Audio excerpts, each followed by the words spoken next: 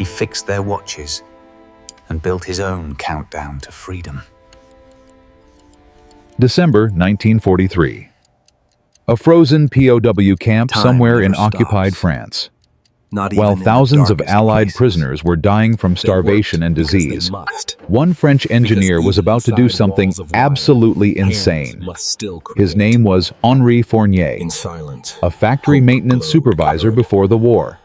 Not a scientist, not a genius, just a man who understood machines.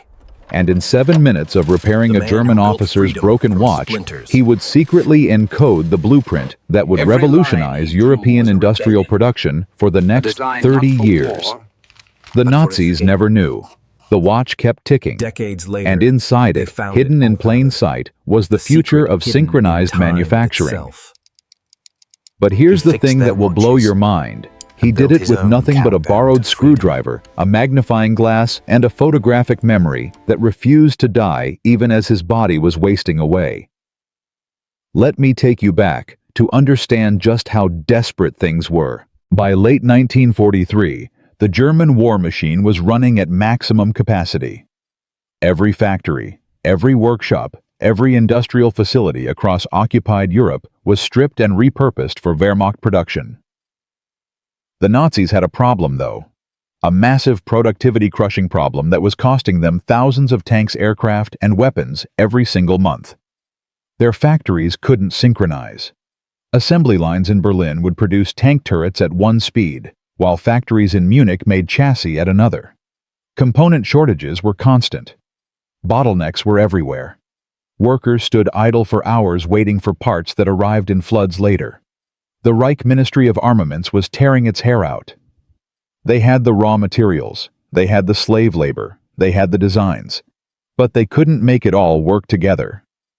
Albert Speer himself admitted in post-war interrogations that desynchronized production cost Germany at least 20% of its potential output, 20%. In 1943 alone, that meant roughly 4,000 tanks that were never built, 8,000 aircraft that never flew, hundreds of thousands of rifles that never reached the Eastern Front. German engineers tried everything. They imported Swiss clockmakers to design timing systems. They tried radio-synchronized signals. They even attempted a mechanical telegraph system linking factories. Nothing worked reliably. The systems were too complex, too fragile, too dependent on infrastructure that Allied bombing kept destroying. Meanwhile, Allied prisoners were dying. Not just from bullets and bombs, but from the slow grinding horror of forced labor, malnutrition, and despair. Stalag 7A near Munich held over 14,000 prisoners by December 1943. Among them, skilled workers were forced into armament factories. The irony was cruel. Build weapons for your enemy or starve. Most chose to live. But they worked slowly sabotaged, subtly resisted quietly. Productivity in POW labor camps was notoriously low. The Germans knew it but couldn't do much about it without killing their own workforce. But moi tu sap thay doi, vì một người đàn ông không ai để ý. A man who looked like he was just trying to survive. A man the Germans thought was broken. Henri Fournier was 42 years old when he was captured in June 1940. Before the war, he supervised maintenance at the Renault factory in Billancourt just outside Paris. He wasn't an engineer with degrees. He was a practical man. Someone who learned by doing, by touching, by understanding how metal moved and gears meshed and timing worked. For 15 years, he kept the Renault assembly lines running. Not the cars themselves, but the heartbeat underneath. The conveyor synchronization, the pneumatic timing systems, the mechanical rhythm that turned individual stations into one flowing organism. His colleagues called him the watchmaker because he could diagnose a timing problem just by listening to the factory floor. A half-second delay in Station 7.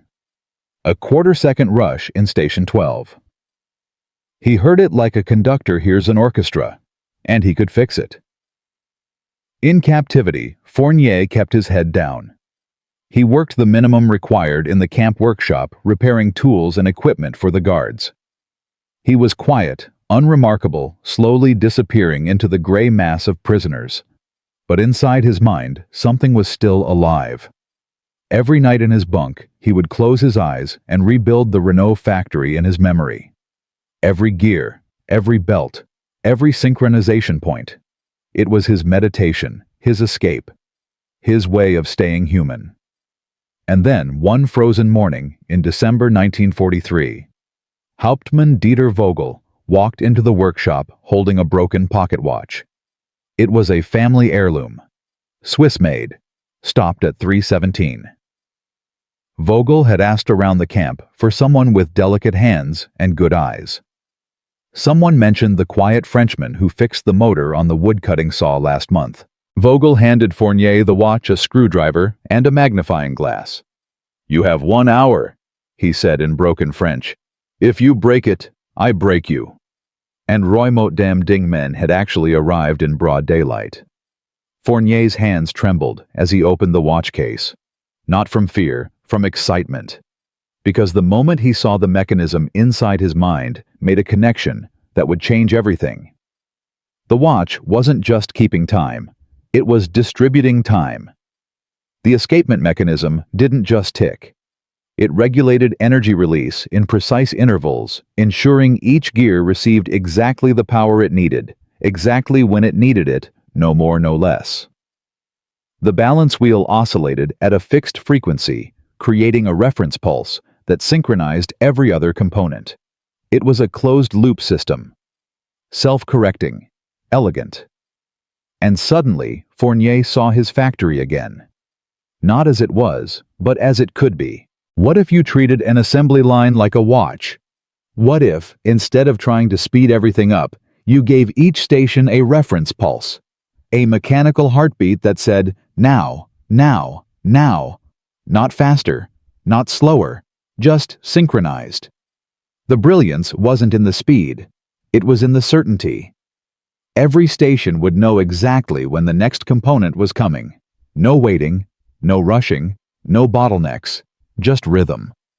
The Germans had been trying to synchronize factories with complicated electrical systems and radio signals. Fournier realized you could do it with simple mechanical timing wheels. Like a watch scaled up, like a heartbeat scaled out. But here's where it gets insane. Fournier was a prisoner. He had no paper, no pencils, no way to record this idea. In 12 minutes, he would hand this watch back to Vogel and never see it again. So he did something so bold and so crazy that when I first read about it in declassified French industrial archives, I thought it was a myth. He memorized the exact escapement geometry. Then, using the tip of the screwdriver while pretending to clean the mechanism, he scratched a tiny diagram onto the inner surface of the watch's back cover. Not the full design, just the core principle. The ratio between the escapement wheel and the balance wheel. The angle of the pallet fork. The spring tension coefficient. To anyone else, it would look like scratches, damage from repair. But to an engineer who knew what to look for, it was a blueprint. And then he did something even more remarkable. He deliberately left the watch running slightly fast. Exactly 4 seconds per hour fast. Why? Because 4 seconds per hour equals 96 seconds per day. 96. The same number as the gear ratio in his Renault synchronization system. It was a mnemonic. A key. A way to remember the exact specifications he would need if he ever got out alive. Họ không biết rằng quyết định này sẽ cứu không chỉ hàng nghìn mạng người, mà cả nền kinh tế châu Âu. For the next 18 months, Fournier survived on that secret. He didn't tell anyone, didn't write it down, didn't even think about it too much during the day, because he was terrified he might talk in his sleep. But every night in the darkness, he would trace the diagram with his finger on his own chest. Practicing, remembering, keeping the idea alive. The camp workshop gave him occasional access to broken machinery.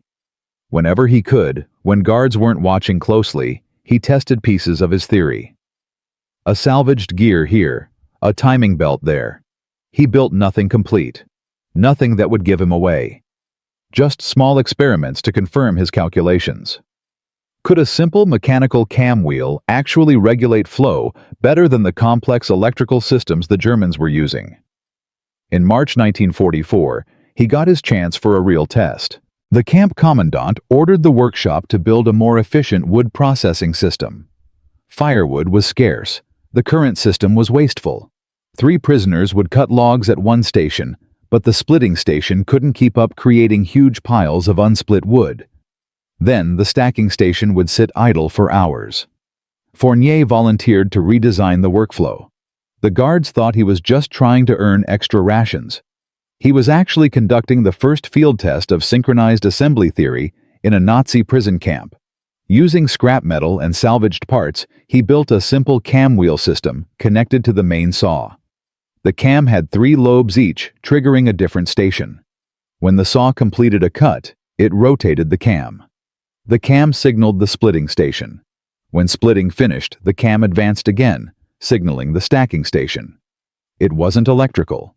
It wasn't complicated. It was just mechanical certainty. Everyone moves together, or nobody moves at all. The guards were skeptical. "This will slow everything down," one of them said. "You're adding extra steps." But Fournier insisted. "Just let me try for 1 week." The first day was chaos. Workers kept trying to go faster than the cam allowed. They bunched up, got frustrated. But Fournier kept adjusting, kept teaching.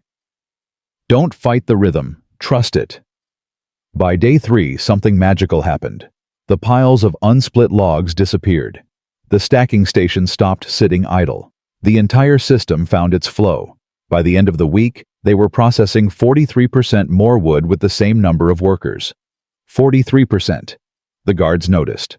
The commandant noticed. Word spread to other camps. But here's the beautiful, terrible irony. The Nazis thought they'd discovered a productivity technique. They started implementing cam synchronized systems in POW work camps across Germany.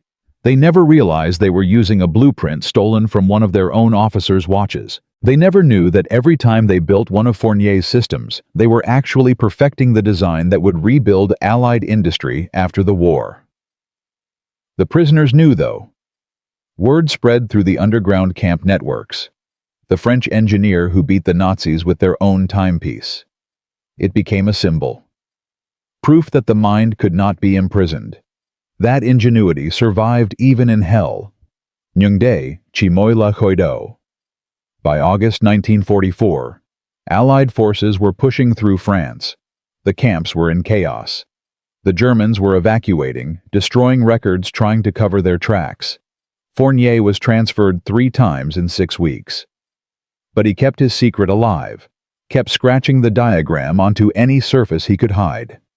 The inside of his belt, the sole of his boot, the underside of his bunk. And then, on September 3, 1944, American troops liberated the work camp near Stuttgart, where Fournier had ended up. He weighed 94 pounds. He had dysentery. He could barely walk. But when the U.S. Army medic asked his name and occupation, Fournier said 5 words: "Engineer, I have something important." They thought he was delirious. They gave him water-basic treatment prepared to evacuate him with thousands of other skeletal survivors.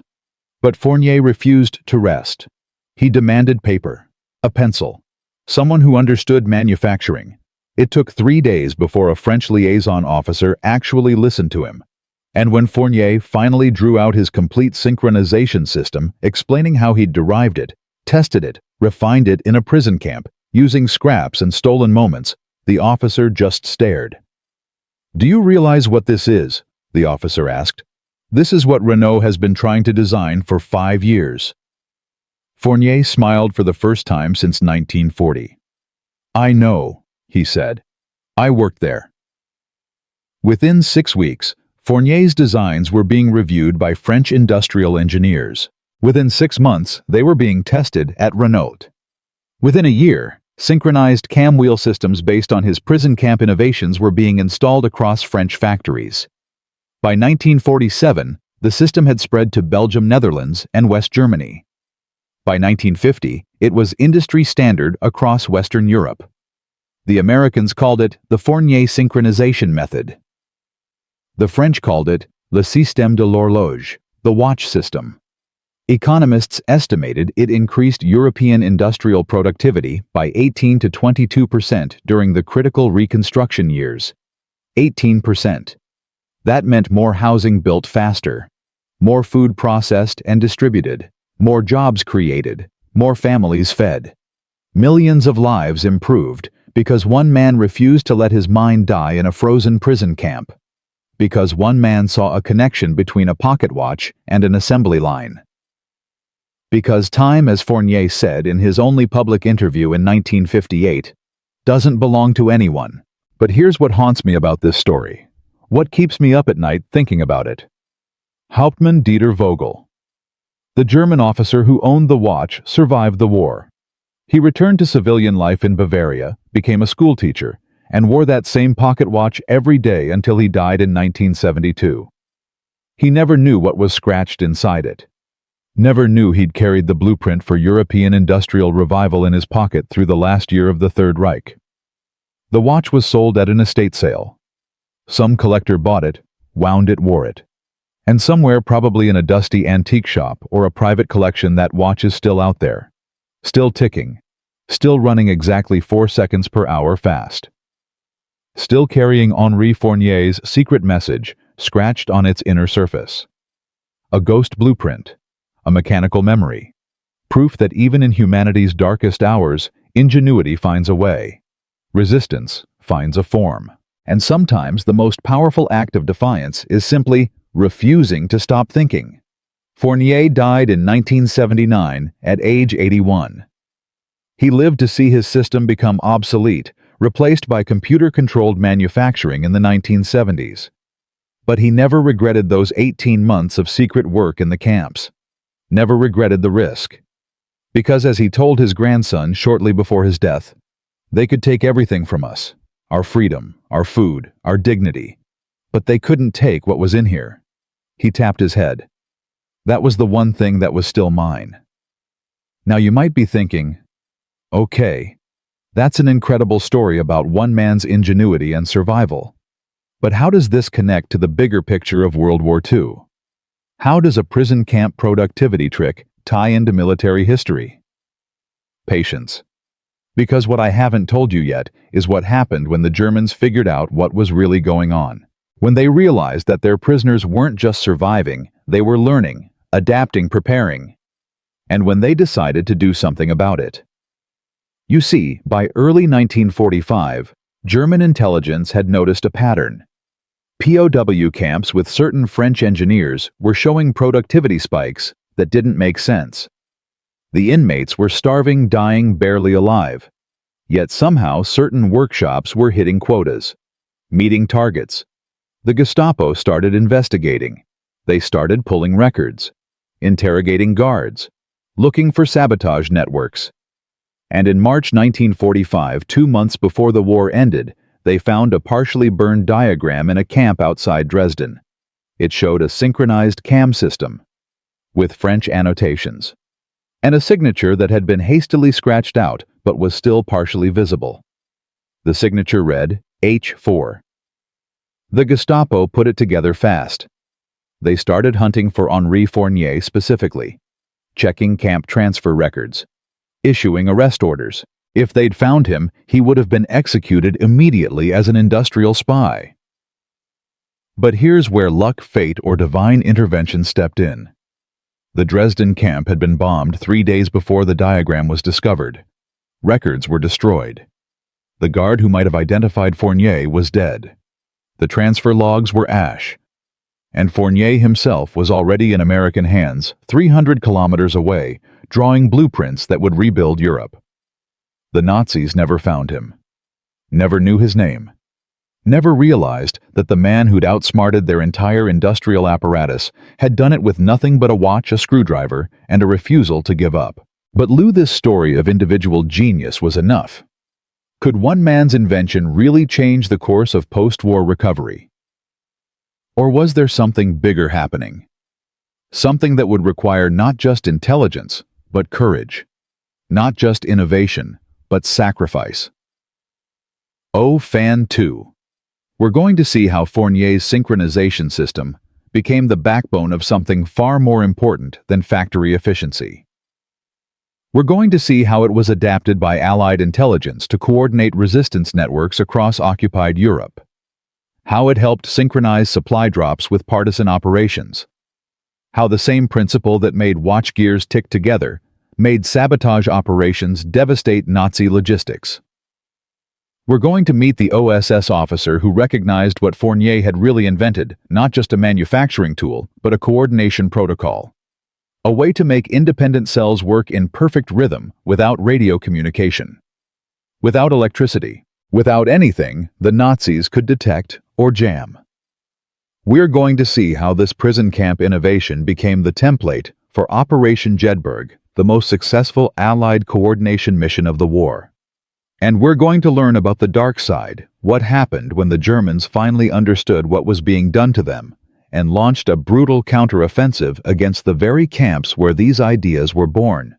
Because every revolution has a price. Every innovation creates a reaction.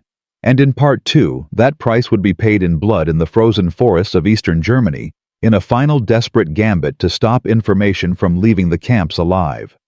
The clock was ticking. The gears were turning. And Henri Fournier's watch was about to become a weapon. So we left Henri Fournier drawing blueprints in American hands, his synchronization system spreading through liberated French factories like wildfire. Productivity up 43%. Hope restored. One man's prison camp genius, rebuilding Europe. Beautiful story, right? Wrong. Because what I didn't tell you in Part 1 was what happened when Allied intelligence realized what Fournier had actually created. Not just a factory tool, a coordination weapon. And when they tried to weaponize it, they ran straight into the most stubborn, arrogant, bureaucratic brick wall in military history. Because getting generals to listen to a half-dead French factory worker with a crazy idea about timing wheels, that was easy compared to convincing them to bet thousands of lives on it. By January 1945, the war was entering its endgame. Germany was collapsing, but still dangerous. Japan was fortifying for invasion. And Allied command had a catastrophic problem. Nobody wanted to talk about. Resistance networks across occupied territories were operating. Blind. Partisan groups in France, Belgium, Holland. They were brave, dedicated, and completely uncoordinated. One cell would blow a bridge on Tuesday. Another would hit a convoy on Wednesday. The Germans would respond Thursday. By Friday, 3 different resistance groups would be wiped out because they didn't know the others had already provoked a crackdown. No radios they could trust. No codes the Gestapo hadn't broken. No way to synchronize. Between August 1944 and January 1945, Allied intelligence estimated they lost contact with 68% of their planted assets behind German lines. 68% gone, dead or compromised. The networks were collapsing into chaos. Vade la look my thu trunin toi te hon than anyone in Part 1 could have imagined. Captain Malcolm Price of the OSS was the first person to see the connection. Price wasn't supposed to be reading industrial reconstruction reports from liberated France. He was supposed to be planning supply drops into Bavaria. But he had insomnia and a tendency to read anything classified that crossed his desk at 3 a.m. When he found Fournier's report, something clicked. The synchronization system didn't need electricity, didn't need radio, just mechanical timing wheels that could be built from scrap metal, each wheel calibrated to a specific rhythm. You could give one wheel to each resistance cell. They'd all tick at the same rate, all hit the same intervals, all act at synchronized moments without ever communicating. Like separate watches, all showing the same time. Price took the idea to his commanding officer, Colonel James Donovan, head of OSS operations in the European theater. Donovan was a lawyer before the war, smart calculating, but fundamentally a political animal. He listened to Price's pitch for exactly 4 minutes before cutting him off. "You want to build clockwork for partisans? Are you out of your goddamn mind?" Price tried to explain. The elegance, the simplicity, the fact that it worked in factories, so why not in operations? Donovan shook his head. "Captain, we are fighting a modern war with modern technology. We use radios. We use codes. We use intelligence networks. We do not use medieval timing mechanisms to coordinate military operations. This conversation is over." Price was ordered back to his regular duties, but he couldn't let it go. He started running calculations. How many partisans could you coordinate? How precise could you make the synchronization? What if you built different wheel ratios for different mission types? He filled notebooks. He lost sleep. His colleagues thought he was cracking under stress. Then, in February 1945, Operation Clarion happened. A massive Allied bombing campaign designed to cripple German transportation. The plan called for coordinated resistance sabotage, simultaneous with airstrikes. Blow bridges, while bombers hit rail yards. Maximum chaos. Minimum German response capability. The operation required 37 different resistance cells to act within a 6-hour window. Allied command sent radio signals, encrypted messages, courier drops, everything they had. The operation was a disaster. Only 11 cells received the signals in time. 8 acted too early and were crushed by German reinforcements. 4 acted too late and hit targets already destroyed by bombing.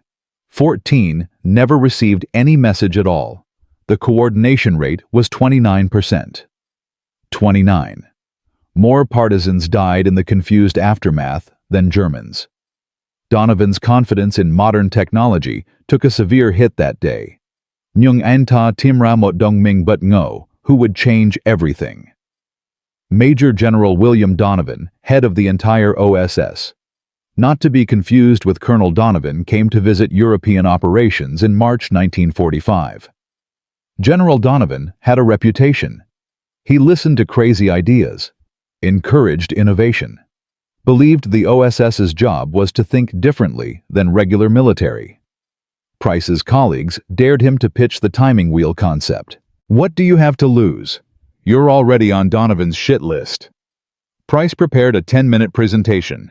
He brought Fournier's original drawings. He brought factory productivity data. He brought a prototype timing wheel he'd machined himself in the OSS workshop at 2 a.m. over 3 consecutive nights. The presentation lasted 47 minutes. General Donovan asked questions, hard questions.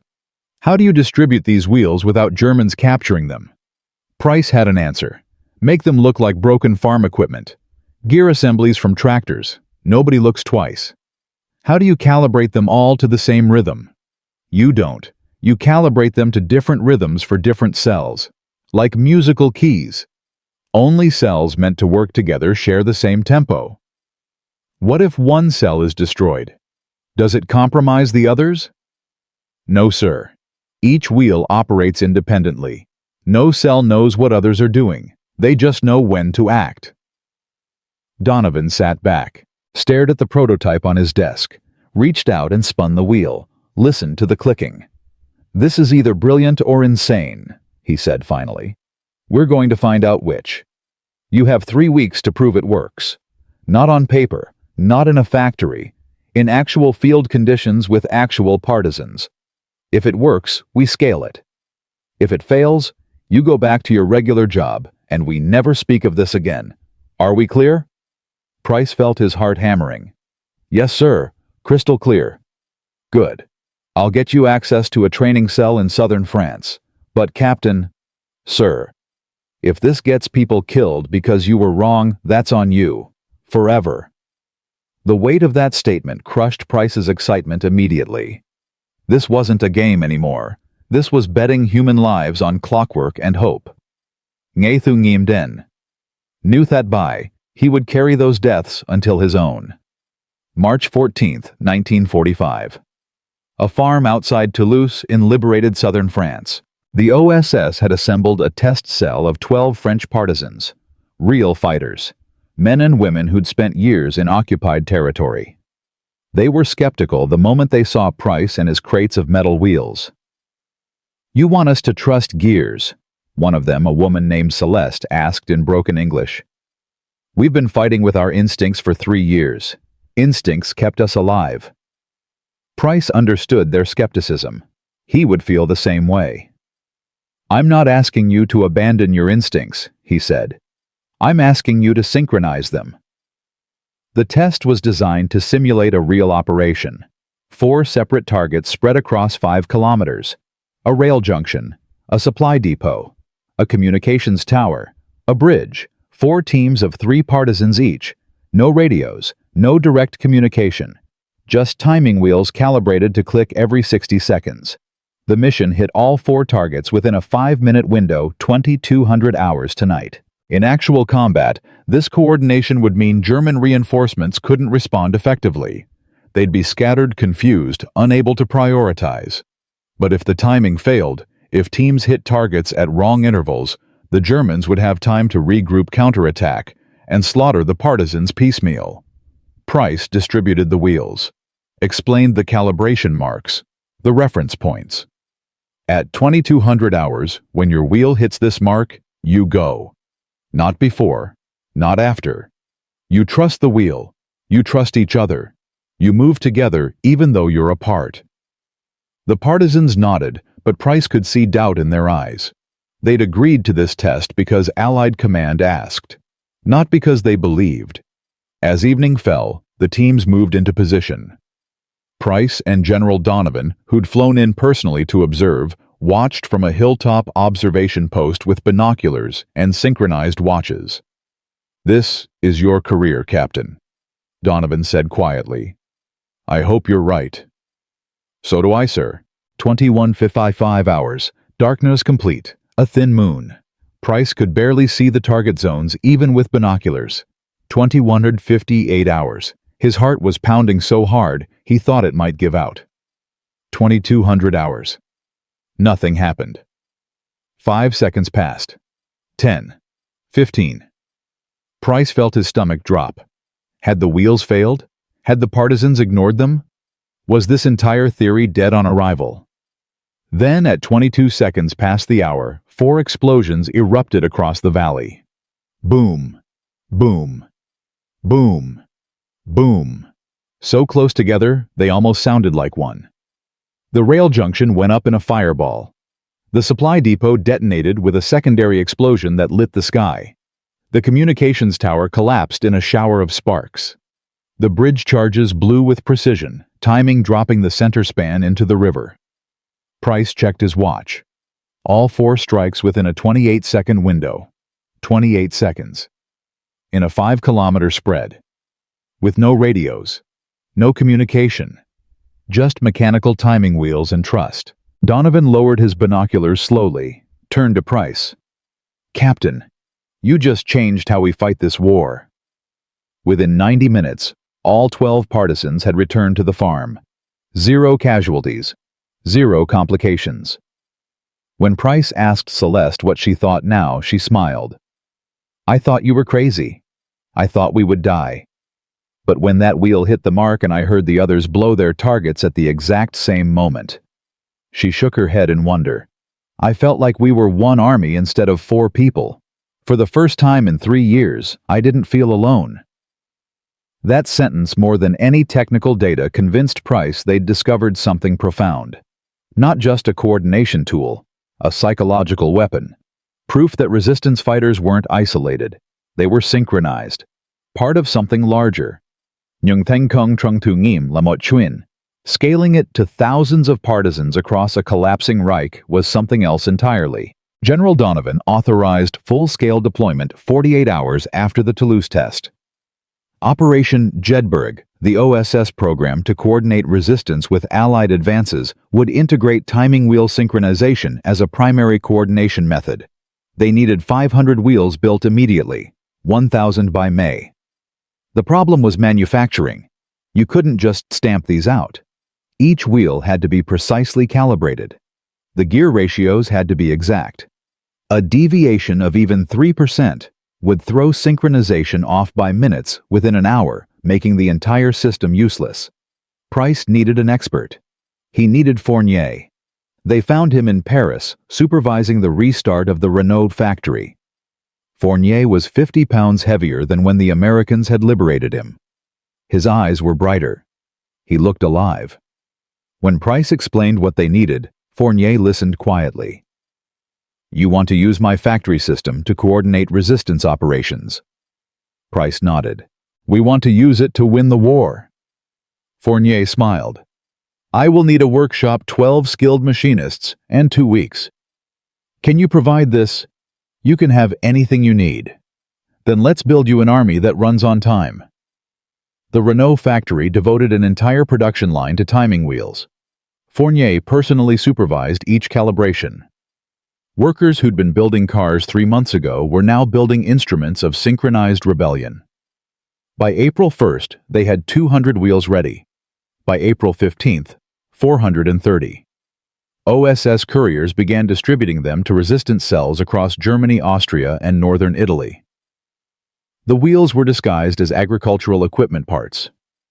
Hidden in false bottom supply crates, smuggled through lines by partisans who had no idea what they really were. Training was the next challenge. You couldn't just hand someone a timing wheel and expect them to understand it. Price and a team of OSS trainers began moving through liberated territories, teaching partisan cell leaders the principles. How to read the calibration marks. How to set mission timing. How to trust the rhythm. Some cells took to it immediately. Others resisted. Old-school fighters didn't want to depend on machines. They'd survived this long on instinct and experience. Why change now? Price's response was always the same. Because the war is ending. And in the ending, we need to hit them everywhere at once. We need to make them think there are 10 times as many of us as there really are. We need to be ghosts that strike in perfect rhythm. Can you do that alone? Or do you want to be part of something bigger? Most came around. By late April 1945, 63 separate resistance cells were operating with timing wheel coordination. The results were immediate and dramatic. On April 19th, 17 cells hit railway targets across southern Germany within a 40-minute window. The Wehrmacht response was scattered and ineffective. German reinforcements arrived at blown bridges to find partisans long gone. On April 23rd, 22 cells simultaneously sabotaged communications lines from Munich to Berlin. German military communications were reduced to chaos for 18 hours. Allied intelligence intercepted Wehrmacht messages describing coordinated enemy attack by regiment-strength forces. The reality groups of 4 to 6 partisans with timing wheels and explosives. The psychological impact on German forces was devastating. They couldn't understand how partisans were achieving this coordination. They suspected massive radio networks they couldn't detect. They hunted for command centers that didn't exist. They were fighting ghosts synchronized by clockwork. But success brought attention. Deadly attention. German counterintelligence, the Abwehr, began noticing the pattern. Attacks that were too coordinated, too precise. They started investigating, interrogating captured partisans. And in early May they got lucky. A resistance fighter in Austria was captured with a timing wheel in his pack. The Germans didn't know what it was at first. It looked like tractor parts. But an engineer in the Abwehr recognized the precision machining. The calibration marks. This wasn't farm equipment. This was something else. Within days, German intelligence had put the pieces together. The synchronized attacks. The mechanical devices. They issued an alert, all partisan suspects to be searched for unusual mechanical items. Any timing mechanisms to be seized and analyzed. The Abwehr began a desperate hunt for the source. Who was making these? Who was distributing them? Where was the coordination coming from? They interrogated factory workers, raided workshops, searched supply lines. But they were 6 weeks too late. The wheels were already distributed. The networks were already synchronized. And the Third Reich was already collapsing. On May 7, 1945, Germany surrendered. By that point, OSS estimated that timing wheel-coordinated resistance had destroyed over 400 kilometers of railway, eliminated 230 communications nodes, and diverted at least 15,000 German troops from frontline duties to rear area security. 15,000 soldiers chasing shadows, not fighting the advancing Allies. not defending Berlin, hunting for partisan networks that moved like one organism. The timing wheels had worked, not just as tools, as force multipliers. Fournier's prison camp insight had become a weapon of war. But here's what keeps me up at night about this part of the story. In the chaos of Germany's collapse, the Abwehr's final report on timing wheel operations was captured by American intelligence. It concluded with a single chilling sentence. If the enemy had deployed this system 6 months earlier, the war would have ended sooner. We had no defense against synchronized asymmetric warfare. Traditional counterinsurgency doctrine failed completely. Think about that. The Germans, masters of mechanized warfare, admitting they had no answer to clockwork coordination. That a system built by a starving prisoner with a borrowed screwdriver had outsmarted their entire intelligence apparatus. Price was promoted to major, received a commendation, returned to civilian life in 1946, and never spoke publicly about timing wheels. The operation remained classified until 1975. Fournier continued rebuilding French industry. His synchronization system became standard. He died wealthy and respected. But neither of them could have predicted what happened next. Because when the war ended and Allied intelligence started analyzing captured German documents, they found something terrifying. The Nazis had been developing their own version. In a lab outside Dresden, German engineers had been working on synchronized sabotage systems for use behind Soviet lines. They'd gotten remarkably close to Fournier's design. If the war had lasted another 6 months, German partisan units would have been using the same techniques against the advancing Russians. The technology had been inevitable. Fournier just got there first. And here's the final twist that sets up Part 3. When OSS analysts were cataloging captured Nazi research, they found documents suggesting the Germans had a source. Someone had leaked information about Allied timing wheel operations. Maybe through interrogation. Maybe through a captured device. Maybe through an actual spy. The investigation into this leak was codenamed Operation Clockwork Shadow. It would take them into the darkest corners of post-war intelligence gathering. Into the betrayals that happened as the Reich collapsed. Into the question of whether someone on the Allied side had deliberately compromised the timing wheel network to advance their own post-war agenda. And Kwokchientuksu Moibedo, because what they found in those captured documents would threaten to tear apart the fragile Allied coalition before the peace was even 6 months old. Who leaked the timing wheel secrets? Why? And what did they get in return? Those answers are in Part 3, and trust me, you won't believe what was really happening while everyone was celebrating victory. Henri Fournier built timing wheels in a prison camp. Captain Price turned them into weapons. By May 1945, 63 resistance cells were moving like one synchronized army, hitting targets the Germans couldn't predict or defend. The Third Reich surrendered not knowing they'd been beaten by clockwork. Beautiful ending, right? Wrong. Because what happened after victory was even more dangerous than the war itself. When Allied intelligence started analyzing captured Nazi documents in June 1945, they found evidence of a leak. Someone had told the Germans about timing wheels. Someone had compromised the system while it was still operational. The investigation would uncover betrayals that threatened to destroy the fragile peace before it even began. And the technology that had united partisans was about to tear apart the Allied coalition. Vabezode, Homkon Latungim. This was about trust betrayal, and the price of victory. When everyone has secrets, they're desperate to hide. The first sign something was wrong came from an unexpected source. Soviet intelligence. In late May 1945, NKVD officers sweeping through captured German facilities in eastern Germany found a research laboratory outside Dresden. The Soviets weren't supposed to share captured materials with Western allies. That was already becoming a problem as the Cold War's first frost began settling over Europe. But what they found in Dresden scared them enough to break protocol. They sent a coded message to OSS headquarters. We have German timing wheel prototypes, multiple generations. Development timelines suggest they knew about your system by February 1945. Recommend immediate investigation. Captain Price, now Major Price, read that message and felt ice water in his veins. February 1945.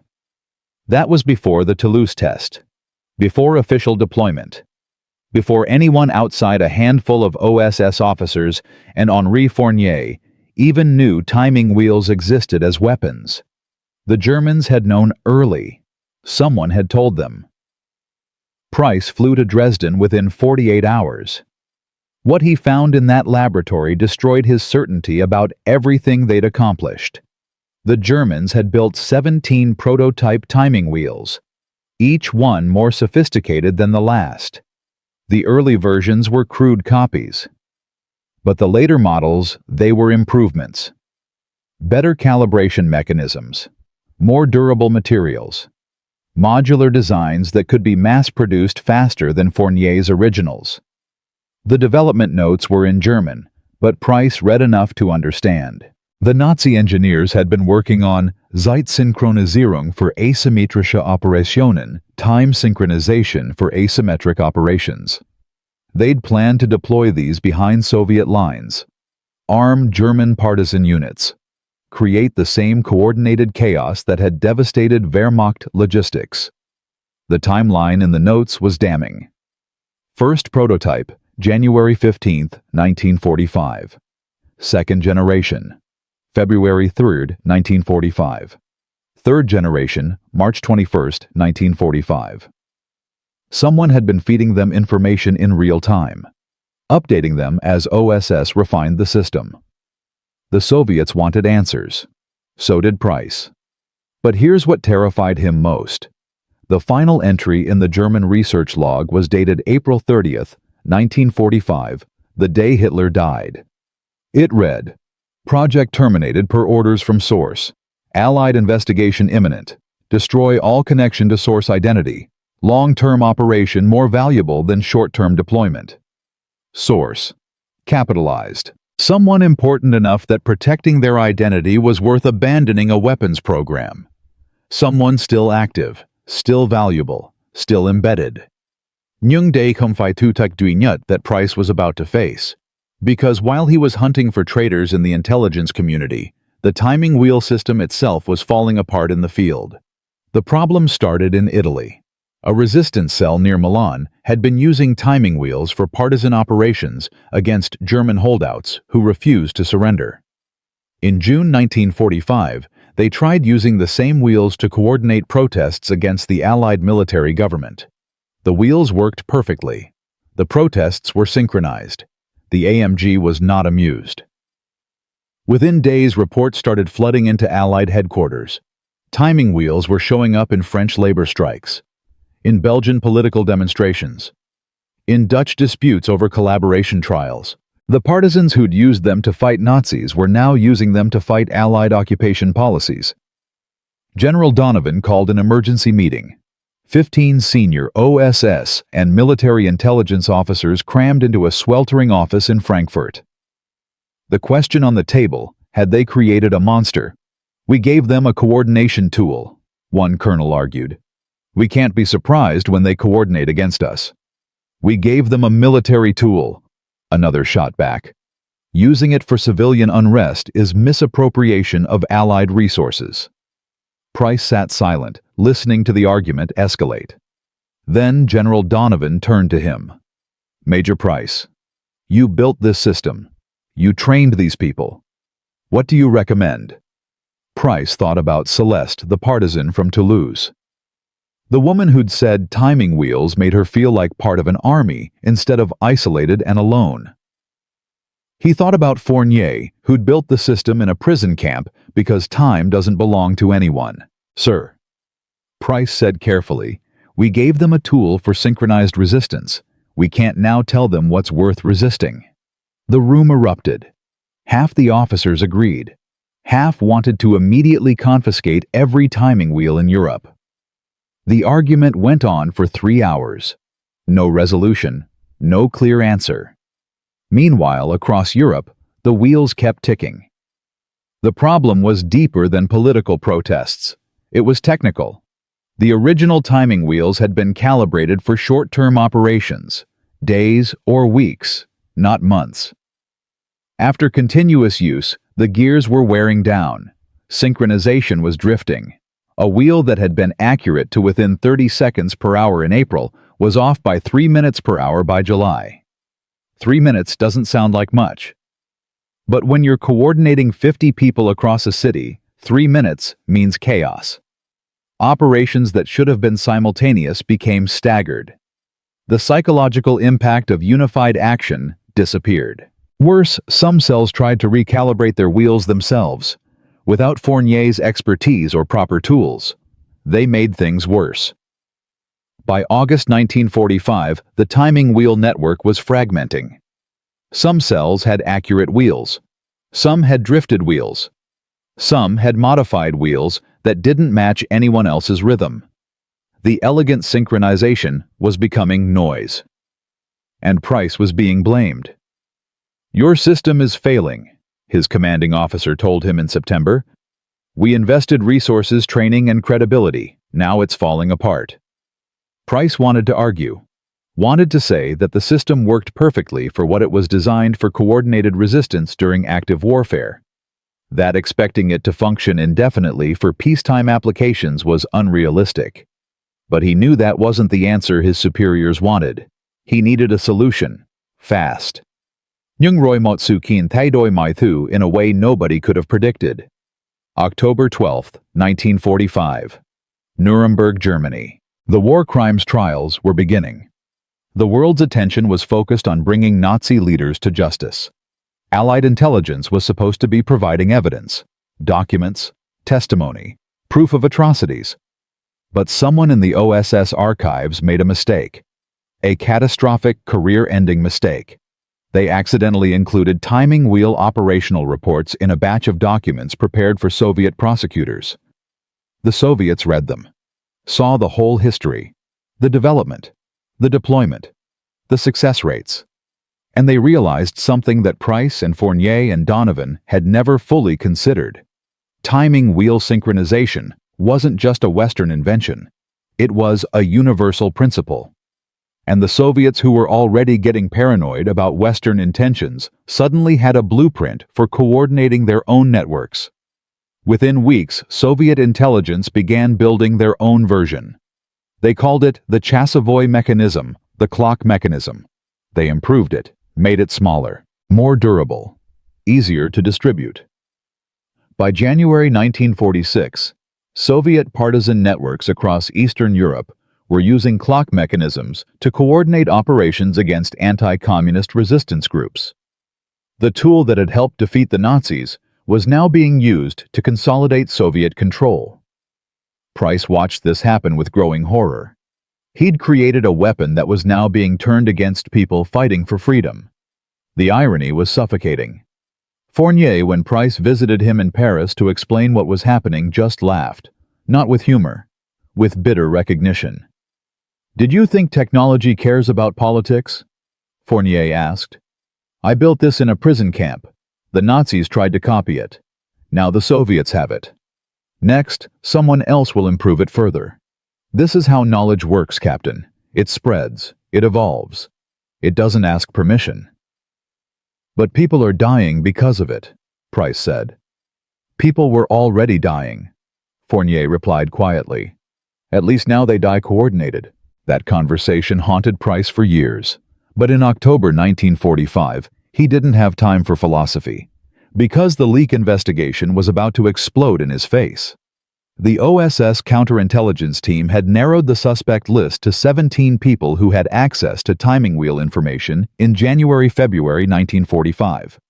They started interrogations, background checks, financial audits, and they found him. Lieutenant Colonel Marcus Holt, British liaison officer attached to OSS European operations. Holt had been in every meeting, seen every report, had access to Fournier's original designs and all subsequent modifications. He'd even visited the Renault factory in March 1945, ostensibly to coordinate British resistance operations. When they searched his quarters in Frankfurt, they found a ledger, encrypted. It took Allied cryptographers 6 days to break it. What they found inside was devastating. Holt had been passing information to the Germans since December 1944. Not all information, just enough. He'd told them about timing wheel development, shared early prototype specs, warned them when OSS was planning major deployments. Why money? The Germans had paid him in Swiss bank accounts, promised him more after an expected German victory that never came. When Germany collapsed, Holt had been stuck. Couldn't access his blood money. Couldn't run without raising suspicion. So he'd waited, hoping the chaos of occupation would let him slip away. The interrogation lasted 11 hours. Holt broke after 7. He confessed everything.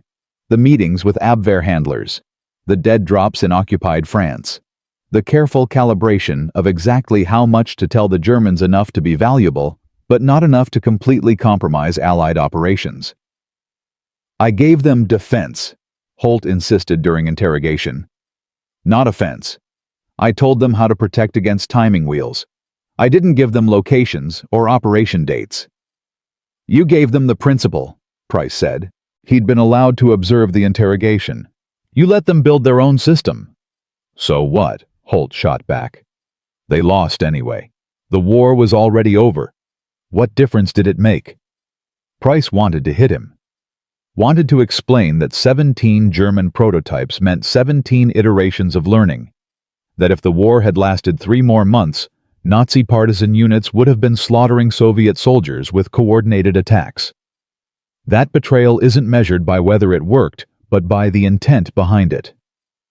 But he said nothing, just watched as Holt was led away to face court-martial. The trial was classified. The execution was quiet. The official record stated Holt died in a training accident.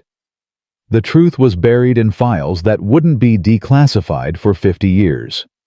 Tin took Wei Qin Thang Ne Lan Yen through the intelligence community, but not to the public. The Allies couldn't afford a scandal about traitors in their ranks. Not while trying to build a post-war order. Not while the Soviet alliance was already fracturing. But here's what the Holt investigation revealed that changed everything. The timing wheels had worked too well. The Germans, even with Holt's intelligence, couldn't counter them. They'd tried. Built 17 prototypes. Developed new counterinsurgency tactics. Diverted thousands of troops to rear area security. None of it mattered. The fundamental problem was unsolvable. You can't predict synchronized attacks when the synchronization happens mechanically without communication you can intercept. German after-action reports captured and analyzed showed the desperation. April 19, 1945.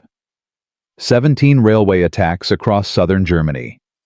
Wehrmacht response time 4 hours. By the time reinforcements arrived, partisans were gone.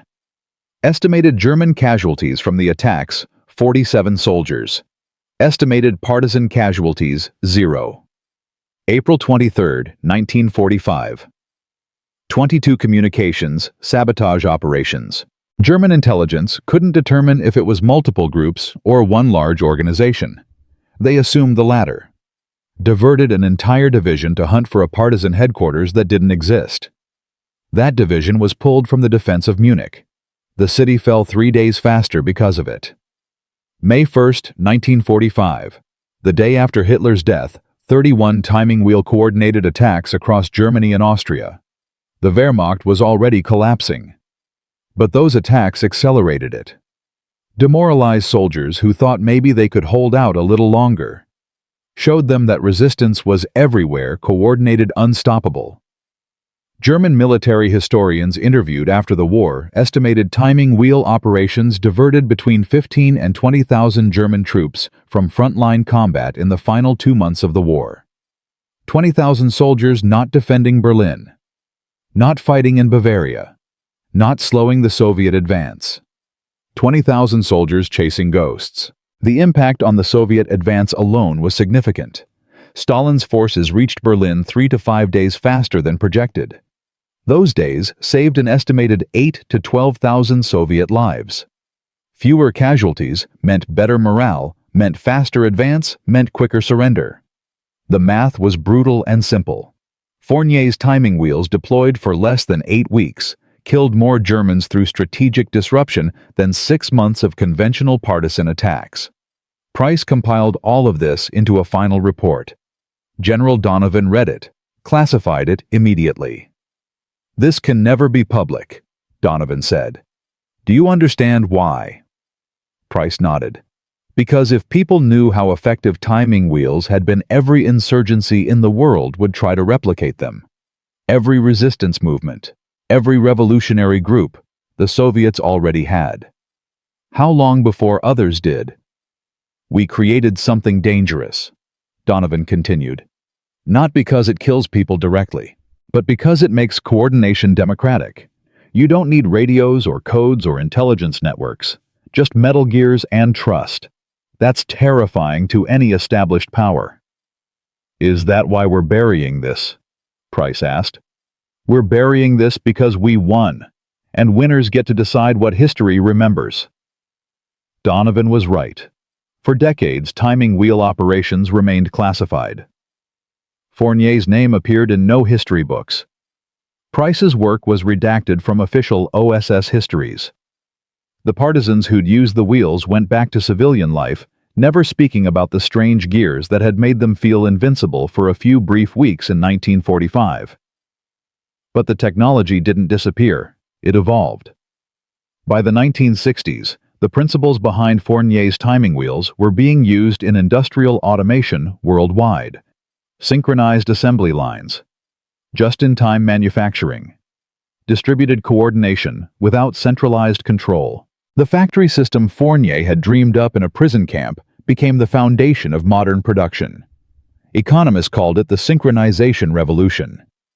They had no idea it started with a broken pocket watch and a French engineer who refused to stop thinking. Military strategists studied the declassified reports in the 1970s and developed new theories of asymmetric warfare. Network-centric operations, distributed command, synchronized strikes without central coordination. The timing wheel concept, abstracted and modernized, became doctrine. And Henri Fournier. He died in 1979, wealthy from patents on industrial synchronization systems, respected as an engineer, unknown as a resistance hero. His obituary in Le Monde mentioned his work at Renault. It didn't mention the Nazi prison camp, didn't mention the watch, didn't mention that he'd helped end World War II with gears and determination. Only 7 people attended his funeral. One of them was an elderly American man who walked with a cane and wore an OSS veteran's pin. Malcolm Price had flown from Virginia to pay his respects to the man who'd changed his life and the course of history. At the graveside, Price placed a small object on Fournier's coffin, a timing wheel, the original prototype he'd machined in 1945, calibrated perfectly, still ticking after 34 years. "Time doesn't belong to anyone," Price whispered. "But you showed us how to share it." He saluted, turned, walked away. The wheel stayed on the coffin as it was lowered into the ground, still clicking, still keeping time, still synchronized to nothing and everything. A ghost of a weapon, a memory of resistance, proof that sometimes the most powerful force in the world isn't technology or tactics or strategy. It's one person who refuses to give up, who sees connections others miss, who builds something beautiful out of desperation and hope. But điều gì xảy ra với những người đàn ông đứng sau this incredible story? What happened to the partisans who trusted clockwork over instinct? What became of the timing wheels themselves? Where are they now?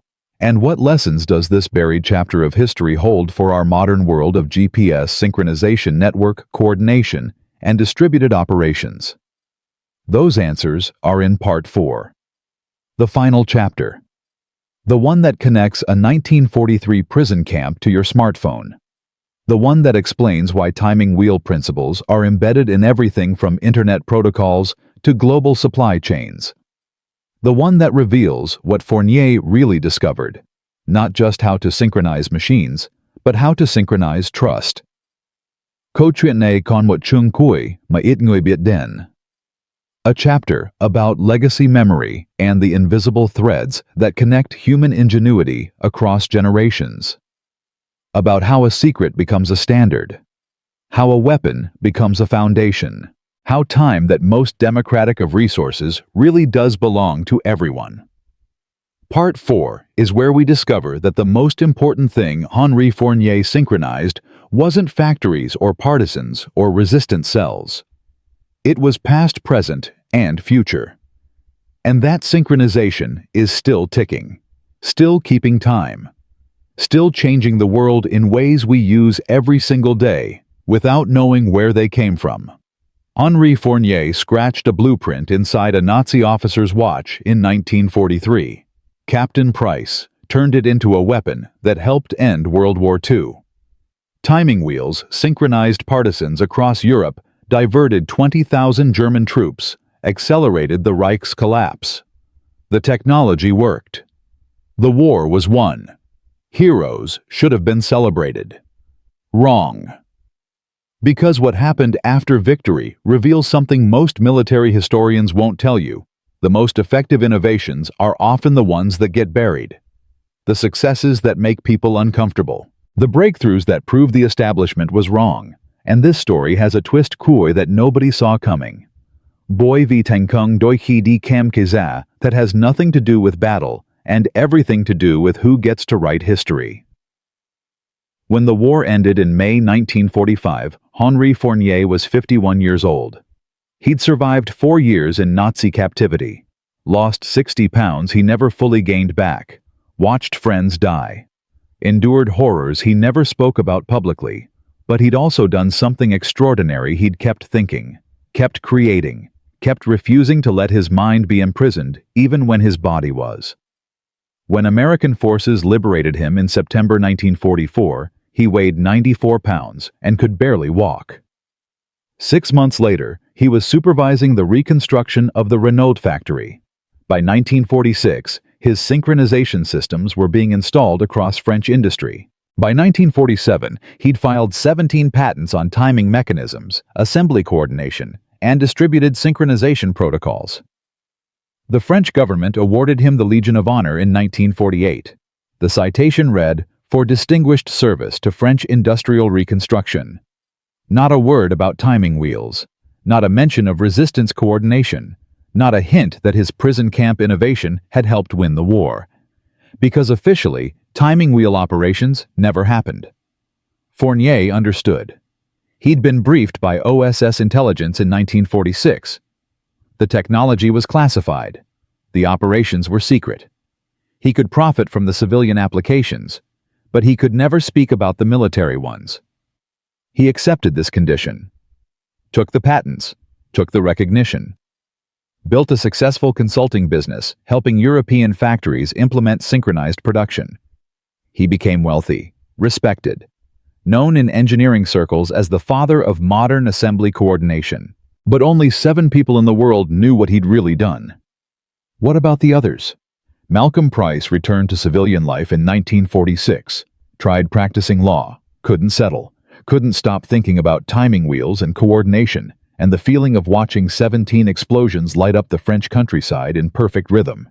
He went back to military service in 1948, joined the newly formed CIA, worked in operations planning until 1973. He never ran another mission as elegant as timing wheels. Celeste, the partisan from Toulouse, who'd called the system crazy before trusting it completely, returned to her teaching job in southern France.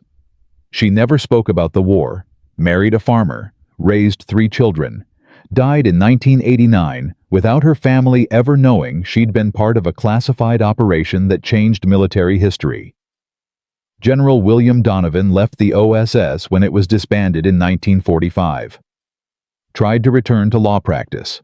Died in 1959, his most successful operation still classified. The timing wheels themselves. Most were destroyed in 1946 under orders from Allied command.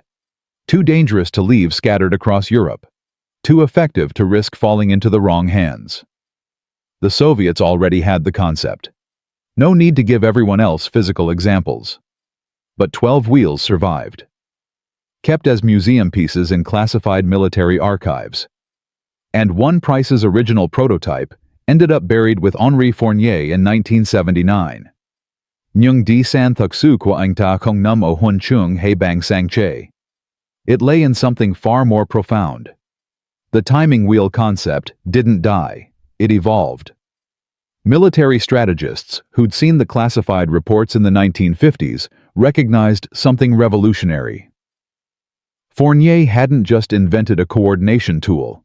He'd discovered a principle: distributed synchronization without central control. By the 1960s, this principle was being applied to early computer networks. How do you get multiple computers to coordinate actions without a central command system? You give them synchronized timing mechanisms. Internal clocks that tick at the same rate. Reference pulses that let independent systems act in concert. The first ARPANET protocols developed in the late 1960s used timing synchronization concepts directly descended from Fournier's work. Engineers didn't know the military origin. They just knew the math worked. By the 1970s, synchronized timing was fundamental to telecommunications. Satellites coordinating with ground stations. Phone networks routing calls without central switchboards. The principle: give each node a clock, synchronize the clocks, let the network coordinate itself. By the 1980s, the global positioning system was being developed. GPS works on one core concept: synchronized time. Satellites broadcast timing signals. Your receiver compares the signals. The time differences tell you exactly where you are. Fournier's prison camp insight scaled to orbit. By the 1990s, the internet was exploding. Every router, every server, every computer in the network had synchronized clocks. Network time protocol ensured they all ticked together. Distributed coordination without central control. Billions of devices acting in concert because they shared one thing: time. Henri Fournier died in 1979. He lived to see synchronized manufacturing transform global industry. He saw just-in-time production revolutionize automotive manufacturing. He saw distributed assembly coordination become standard practice worldwide. But he never knew that his timing wheels had become the conceptual foundation for the digital age. In military applications, the evolution was just as profound. By the Korean War, U.S. Special Forces were using radio-synchronized timing for coordinated strikes. By Vietnam, special operations teams had encrypted timing systems that let multiple units hit targets simultaneously across hundreds of kilometers. By the Gulf War in 1991, precision timing was fundamental to military doctrine. The left hook flanking maneuver that destroyed Iraqi forces in 100 hours. It required dozens of units to move in perfect synchronization across featureless desert. They used GPS, they used encrypted communications, but the concept was pure Fournier distributed units acting as one organism through shared timing. By 2001, network-centric warfare was official doctrine. The idea that military units could coordinate through distributed timing and communication networks rather than traditional command hierarchies. Special operations forces around the world now train on distributed coordination protocols, the formal term for what Fournier built with scrap metal in a Nazi prison camp. Estimated impact. Military historians who gained access to declassified timing wheel reports in the 1980s calculated that the operations in early 1945 shortened the European war by between 3 and 7 days. 7 days doesn't sound like much. But in early 1945, people were dying at catastrophic rates. The Holocaust was still operational. Cities were still being bombed. Soldiers were still fighting. 7 days earlier meant approximately 15,000 fewer Holocaust victims, 8,000 fewer military casualties, 12,000 fewer civilian deaths from bombing and ground combat, 35,000 lives, minimum estimate. Saved because a French engineer refused to stop thinking, and an American captain refused to give up on a crazy idea. Nyung bai huk lo nyut kom phai ve kithut, or casualty statistics, or the evolution of digital networks. The real lesson is about innovation and institutions. About why breakthrough ideas almost always come from outsiders. About why the people who know the most about a system are often the worst at seeing how to change it. Fournier wasn't a scientist, wasn't a military strategist, wasn't trained in advanced mathematics or engineering theory. He was a factory maintenance supervisor who understood machines through touch and experience. That's precisely why he saw the connection between a watch and a factory. A trained engineer might have thought in terms of electrical synchronization, radio signals, complex control systems. Fournier thought in terms of gears, simple, mechanical, impossible to jam or intercept. The people who rejected the idea, initially Colonel Donovan, the military establishment, traditional intelligence officers, weren't stupid. They were experienced. They knew what worked. They'd seen 100 crazy ideas fail. But experience can be a prison. It tells you what's possible based on what's already been done. It makes you dismiss anything that doesn't fit established patterns. This pattern repeats throughout military history. The machine gun was rejected for decades because cavalry officers couldn't imagine warfare without horses. The aircraft carrier was dismissed because battleship admirals couldn't imagine naval combat without big guns. Radar was nearly abandoned because senior officers thought it was too complicated for combat use. Timing wheels were almost stillborn because intelligence professionals couldn't imagine coordination without radio communication. Every breakthrough fought the same battle-proof against prejudice. Data against doctrine. Results against resistance. What made timing wheels succeed where others failed? 2 factors. First, the Toulouse test. Price insisted on real-world demonstration. Not a presentation, not a theoretical paper. Actual partisans hitting actual targets with actual timing wheels. Results that couldn't be argued with. Second, General Donovan's willingness to listen to crazy ideas. The OSS had been created specifically to think differently than traditional military. Donovan built a culture that rewarded innovation even when it made people uncomfortable. Remove either factor, remove the test, or remove Donovan's support, and timing wheels die in a Frankfurt office in March 1945. The technology doesn't matter if nobody will test it. The test doesn't matter if nobody with power will listen. This applies beyond military innovation. Every organization faces this challenge. How do you stay open to breakthrough ideas while filtering out genuinely bad ones? How do you balance experience with experimentation? How do you create space for the outsider's insight while respecting institutional knowledge? There's no perfect answer. But timing wheels suggest a framework. Listen to people who see connections others miss.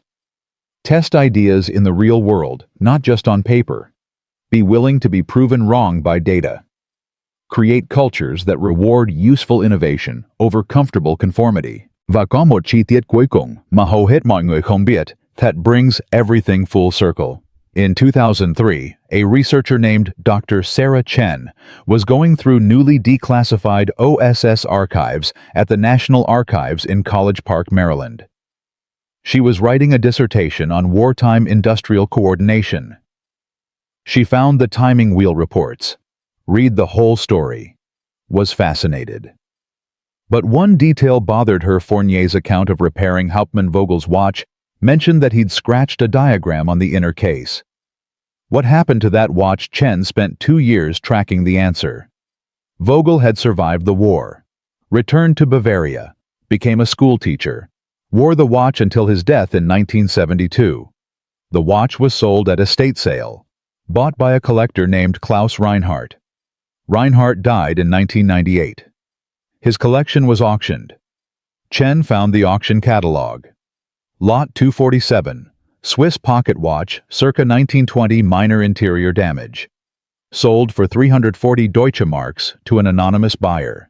Chen tracked the buyer through auction house records, a watchmaker in Munich who specialized in restoration. She visited his shop in 2004. Explained what she was looking for. The watchmaker, now 78 years old, remembered the piece. "Strange watch," he said. "Ran fast. Exactly 4 seconds per hour fast every time. I tried to regulate it, but the owner who sold it to me said to leave it exactly as it was. Said it was perfect the way it was." "Do you still have it?" Chen asked. "No. I sold it in 2001 to a French museum, the Museum of Industrial History in Paris. They were doing an exhibition on wartime innovation." Chen went to Paris, found the museum. The watch was in storage, not on display. She requested to examine it, got permission, opened the case. And there, scratched in tiny precise lines on the inner surface, was Fournier's diagram. The escapement geometry, the gear ratios, the spring tension coefficient. Still there, still visible after 60 years, still carrying the blueprint that had changed the world. Chen photographed it, published her findings in 2006. The watch is now on permanent display at the Museum of Industrial History in Paris. The placard reads, "Pocket watch, circa 1920. Interior diagram attributed to Henri Fournier, pioneer of synchronized manufacturing. Origin of diagram classified wartime operation, details unknown." Details unknown. Because even in 2006, parts of timing wheel operations remained classified. The full story wouldn't be released until 2018. 73 years after the fact. When everyone involved was dead. When the technology was obsolete. When it was safe to admit that one man's prison camp genius had helped win World War II and accidentally invented the conceptual foundation for the digital age. The watch still runs, 4 seconds per hour fast, exactly as Fournier calibrated it. A permanent memorial to the idea that time doesn't belong to anyone. That knowledge can't be imprisoned. That the human mind, even in the darkest circumstances, can create light. So let's bring this full circle. From a French factory maintenance supervisor in a Nazi prison camp, to the device you're probably holding right now. From a broken pocket watch to the GPS satellite 20,000 kilometers above your head.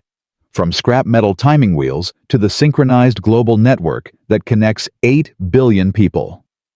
Henri Fournier scratched a diagram on a watch case in December 1943 because he refused to stop thinking. Malcolm Price machined a prototype timing wheel at 2 a.m. because he refused to give up on a crazy idea. 12 French partisans trusted gears over instinct because they were desperate enough to try something new.